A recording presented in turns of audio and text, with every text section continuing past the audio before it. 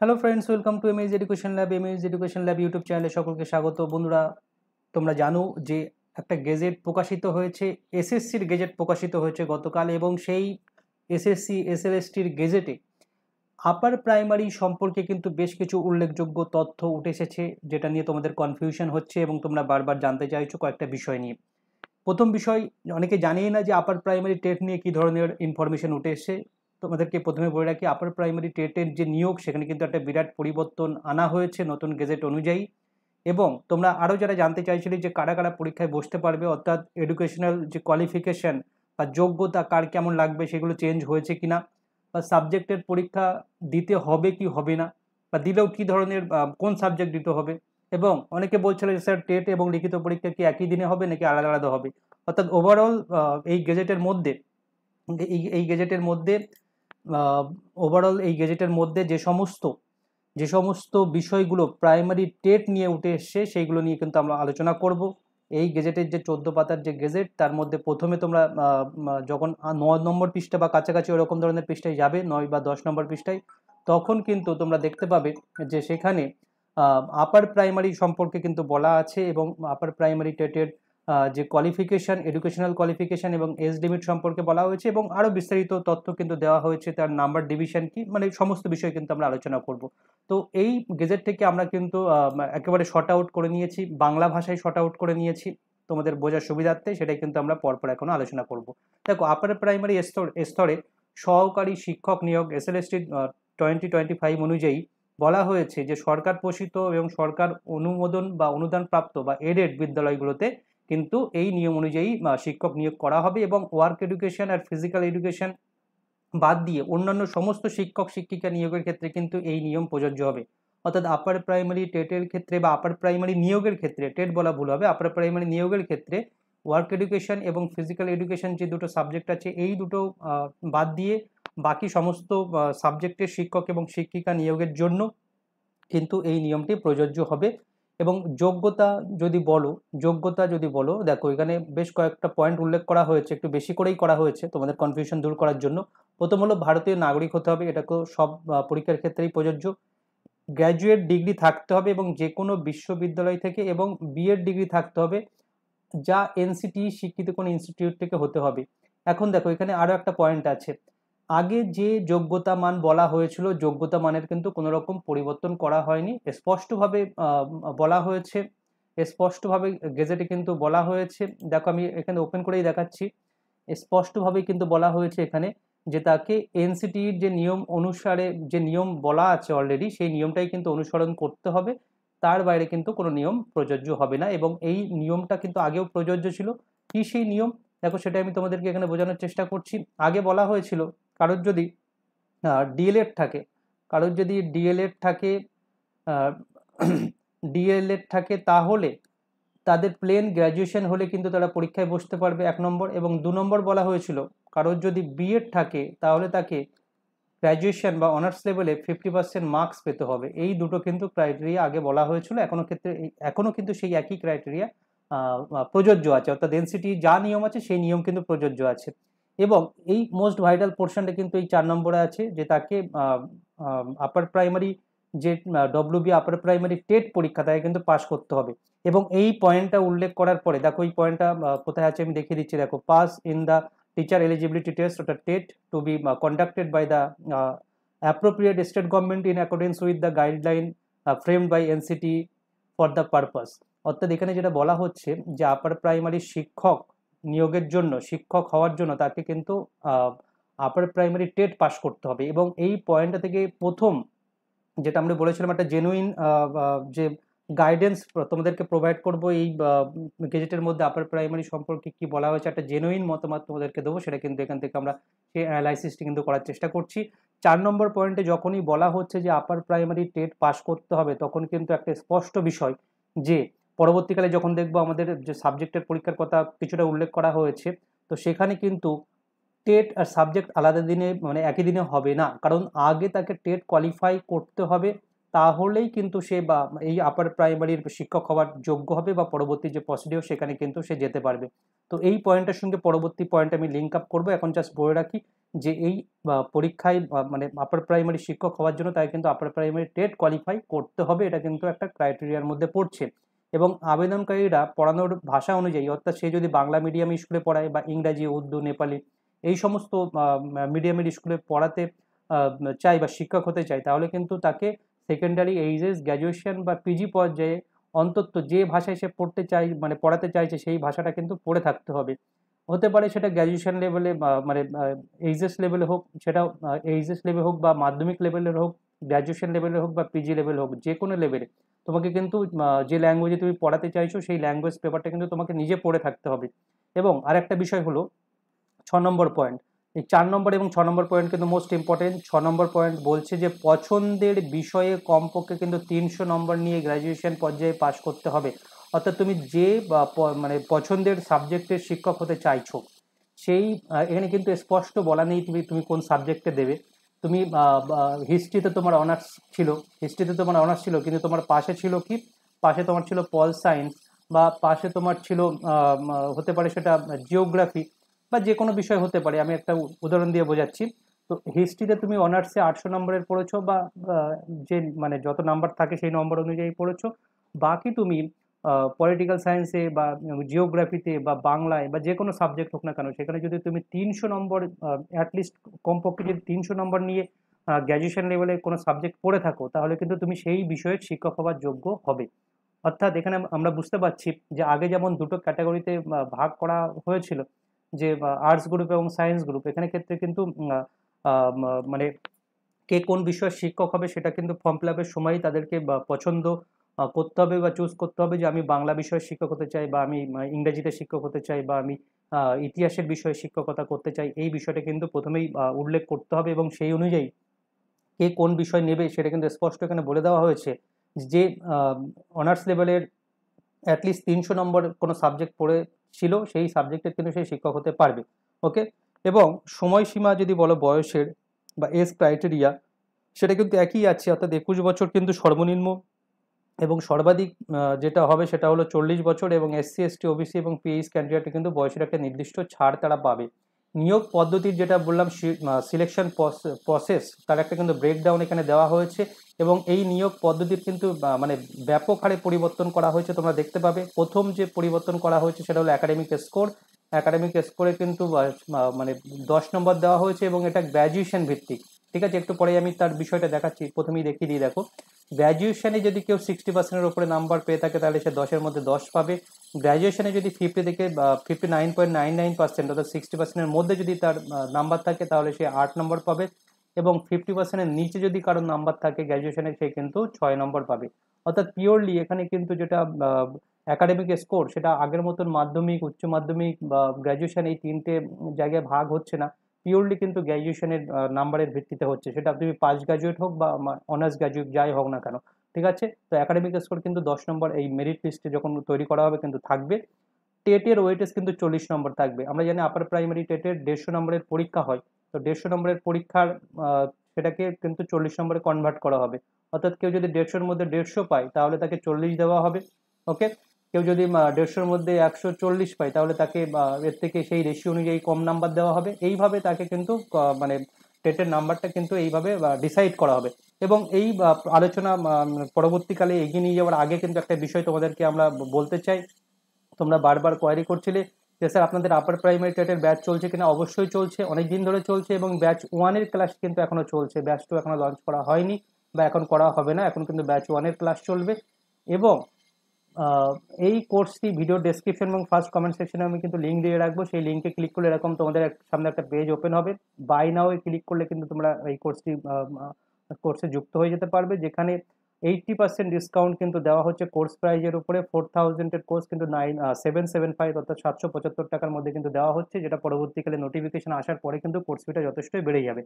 এখানে প্রত্যেকটা সাবজেক্টের উপরে কিন্তু ক্লাস করা হবে। শিশু মনস্তত্ত্ব এবং পেডাগোগির উপরে, বাংলা উপরে, ইংরেজির উপরে, সোশ্যাল স্টাডিজ এবং অঙ্ক এবং বিজ্ঞানের উপরে কিন্তু ক্লাস করা হবে।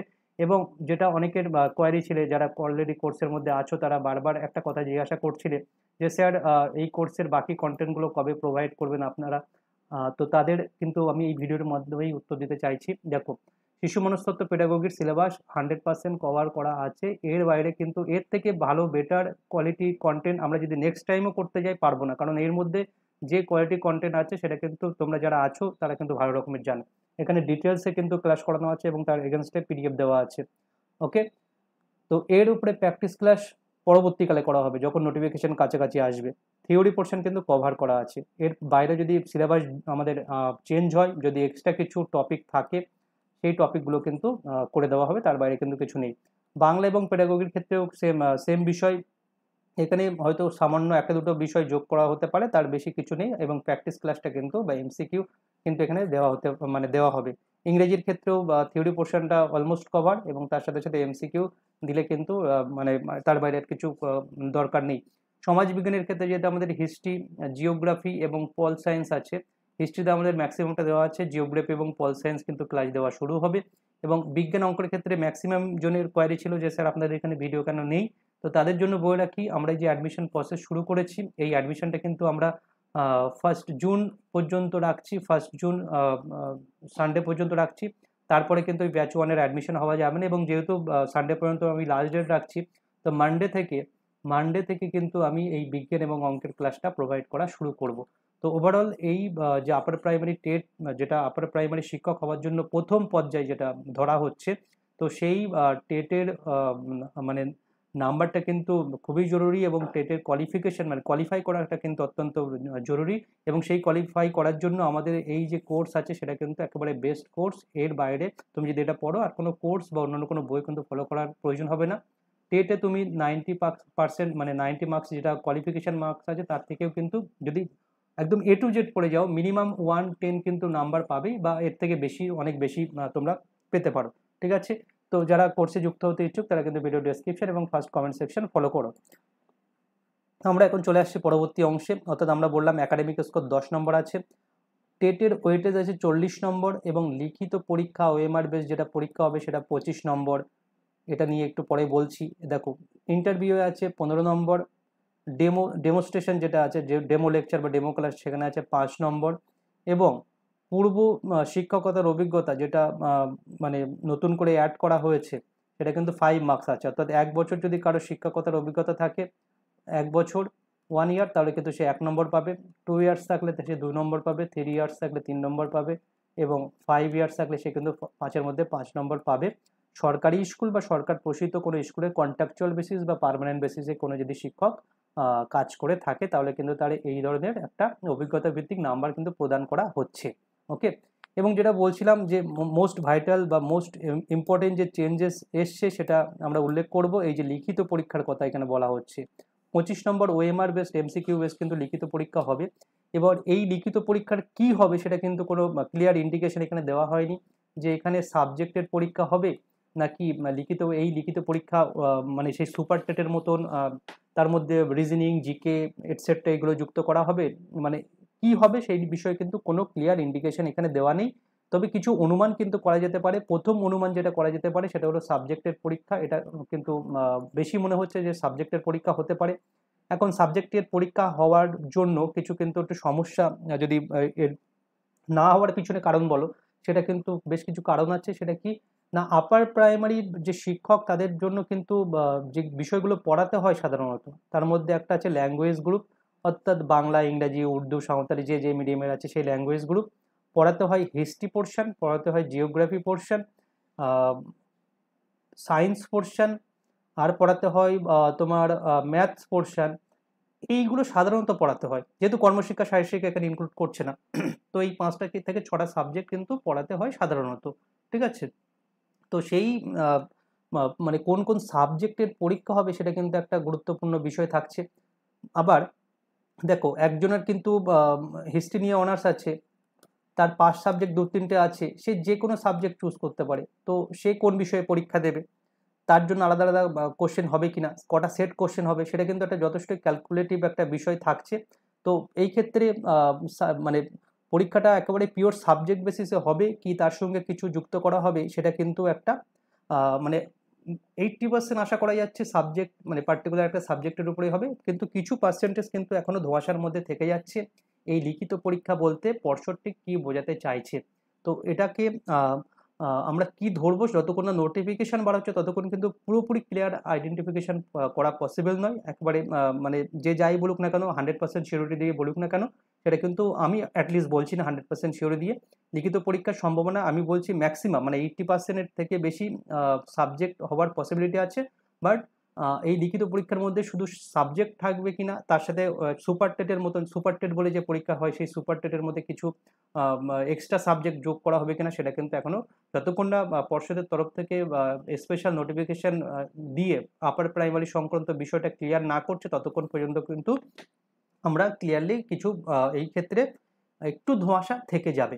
তো তোমাদের জন্য যেটা বলার, তোমাদের যেটা প্রথম কাজ হলো টেট কোয়ালিফাই করতে হবে। তো টেটের যে 5টা সাবজেক্ট আছে, সেই সাবজেক্ট যেন কোনো রকমভাবেই মিস না হয় প্রিপারেশনে, সেটা লক্ষ্য করা।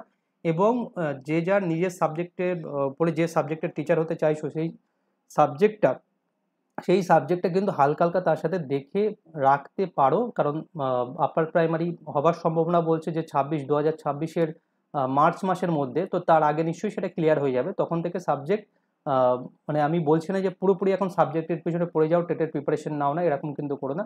টেটের উপরে তোমরা ম্যাক্সিমাম এখন জোর দাও, আর সাবজেক্টটা হালকা করে দেখে যাও, তাহলে কিন্তু একটা বেস্ট মানে স্ট্র্যাটেজি হবে প্রিপারেশন নেওয়ার জন্য। ওকে, কারণ এই লিখিত পরীক্ষার মাধ্যমে শুধু সাবজেক্ট পরীক্ষাই হবে নাকি সাবজেক্টের মধ্যে কিছু ইনক্লুড হবে, সেই বিষয়টা কিন্তু সামান্য ধোঁয়াশা আছে, বেশি ধোঁয়াশা নেই। সাবজেক্ট হতে পারে, এটা কিন্তু ম্যাক্সিমাম ক্ষেত্রেই একটা সত্য মানে এটা কিন্তু একটা মানে বোঝা যাচ্ছে বিষয়টা। আগের যে টোটাল আমি পয়েন্টগুলো বললাম যে এই 25 নম্বর হয়তো সাবজেক্টের উপরেই হতে পারে, তো সেই ক্ষেত্রে সাবজেক্টটা হালকা করে তোমরা কিন্তু জোর দিতে পারো। কিন্তু মেন প্রিপারেশন যেটা নেওয়ার, সেটা কিন্তু টেটের প্রিপারেশন তোমাকে নিতে হবে। ওকে, এই বিষয়গুলোই কিন্তু বলা হয়েছে, এবং নিয়োগ পদ্ধতির যে ধাপগুলো সেখানে বলা হয়েছে, সেটা কিন্তু তোমরা জানো যে এখানে বলার মতন একটা দুটো পয়েন্টই আছে। যে একটা পোস্টের জন্য কিন্তু 1.6 গুণ ক্যান্ডিডেটকে ডাকা হবে, এবং প্রথমে যে ওএমআর ভিত্তিক লিখিত পরীক্ষা, মডেল উত্তর প্রকাশ, তার যে চ্যালেঞ্জ গ্রহণ করা, এক্সপার্ট কমিটি দ্বারা চূড়ান্ত উত্তর তালিকা প্রস্তুত করা, এবং ইন্টারভিউ লিস্ট তৈরি করা, তাদেরকে ডকুমেন্ট ভেরিফিকেশন, মৌখিক সাক্ষাৎকার এবং লেকচার ডেমো, চূড়ান্ত তালিকা বা যেটা প্যানেল প্রস্তুত করা। তারপরে কিন্তু এতগুলো প্রসেসের পরে কিন্তু কাউন্সিলিং এবং স্কুল বাছাই পর্ব চলবে, এবং 11 নম্বর ধাপে গিয়ে নিয়োগপত্র প্রদান হবে এবং টিচাররা স্কুলে যোগদান করবেন। এইভাবেই কিন্তু রুলস সেট করা হয়েছে। এবং এই মানে গেজেটের মধ্যে আপার প্রাইমারি টেট সম্পর্কে আরও বেশ কিছু পয়েন্ট বলা হয়েছে, যেটা আপার প্রাইমারি এবং এসএলএসটি দুটোর ক্ষেত্রেই প্রযোজ্য। যে প্যানেল 1 বছর মেয়াদ থাকবে, প্যানেলের মেয়াদ 1 বছর থাকবে। যদি কাউন্সিলিংয়ের সময় যদি কেউ কোনো স্কুল না বেছে নেয়, তাহলে কিন্তু তার নাম ডিপ্যানেল করা হবে। এবং আর যেটা ওএমআর সংক্রান্ত যে তথ্যটা দেওয়া হয়েছে, সেটা কিন্তু এখানে বলা হচ্ছে।